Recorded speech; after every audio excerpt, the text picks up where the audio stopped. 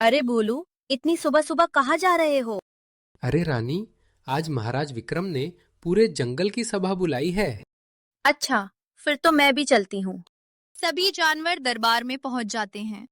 आप सभी का धन्यवाद कि मेरे बुलावे पर यहाँ आए, महाराज, इतनी सुबह हमें क्यों बुलाया गया? क्योंकि हमारे जंगल में एक खतरनाक डाकू आ चुका है। कौन? काला डाकू। वही काला डाकू। हाँ, और जो भी उसे पकड़कर हमारे हवाले करेगा या उसकी सूचना देगा, उसे सोने की 100 मोहरें इनाम में दी जाएंगी। वाह, 100 100 मोहरे। मोहरे। उधर भोला सियार अभी तक सो रहा था। अरे भोला, उठ जा। हाँ हाँ, अभी उठता हूँ। रहने दे, तू फिर सो जाएगा। भोला घर पहुंचता है। रानी, बहुत भूख लगी है, खाना लाओ। खाना? घर में एक दाना नहीं है। क्या? तुम बस खाते और सोते हो। कमाने कौन जाएगा? पहले क्यों नहीं बताया? मैंने कई बार बताया था, लेकिन तुम सो रहे थे। अच्छा, अब क्या करें? सुना है काला डाकू जंगल में आया है क्या कहा? काला डाकू? और उस पर 100 मोहरों का इनाम भी है। बस, अब मैं उसे पकड़ कर लाऊंगा। तुमसे तो चूहिया नहीं पकड़ी जाती। एक दिन तुम्हें मुझ पर गर्व होगा। भोला जंगल की ओर निकल पड़ता है। अरे यार, चलते चलते रात हो गई। वो सामने खंडहर और अंदर आग जल रही है। कहीं काला डाकू तो नहीं? खंडहर के अंदर। गुरुजी, मुझे डर लग रहा है।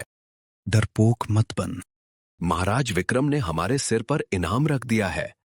कितने का? 100 मोहरों का। बस 100 मोहरे? हमारी इतनी कम कीमत? बाहर छिपा भोला सब सुन लेता है।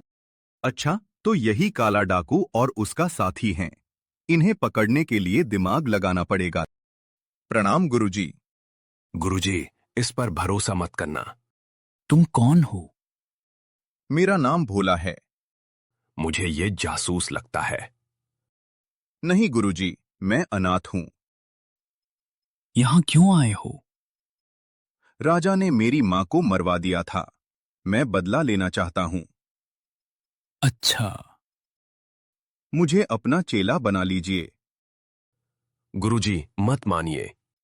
शांत रहो। ठीक है भोला, आज से तुम हमारे साथ रहोगे। धन्यवाद गुरुजी। धीरे धीरे 1 महीना बीत जाता है। भोला, आज खिचड़ी बना दे। जैसी आज्ञा गुरुजी। खिचड़ी बनाते समय भोला उसमें नींद की दवा मिला देता है। वाह, क्या खिचड़ी बनाई है। सच में बहुत स्वादिष्ट है। भोला, तू तो कमाल का रसोइया निकला। धन्यवाद गुरुजी। कुछ देर बाद मुझे नींद आ रही है। मुझे भी। दोनों गहरी नींद में सो जाते हैं। बस यही सही समय है।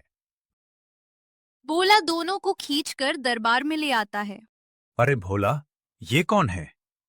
महाराज, यही काला डाकू और उसका साथी हैं। सच? जी महाराज। बहुत अच्छा काम किया। अब मेरी 100 मोहरें? अवश्य। भोला मोहरे लेकर घर पहुंचता है। रानी, देखो, इतनी सारी मोहरे?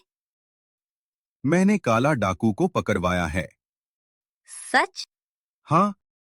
मुझे तुम पर गर्व है। अब कुछ खाने को भी दे दो। उधर काला डाकू और भूंदू जागते हैं। हम कहाँ हैं? मेरे दरबार में।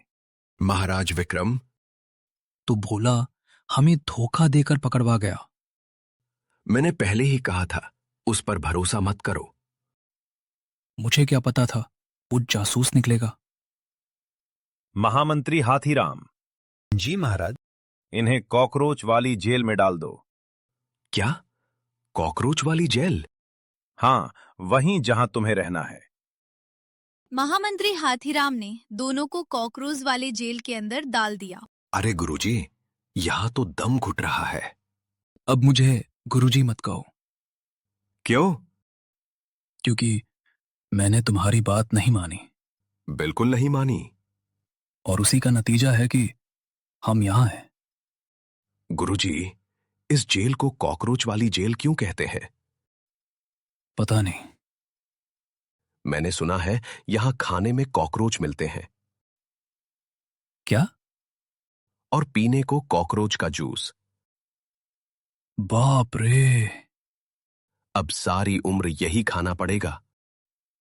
ये सब उस खिचड़ी की वजह से हुआ? और उस भोला की वजह से। अब पछताने से क्या होगा? कुछ नहीं।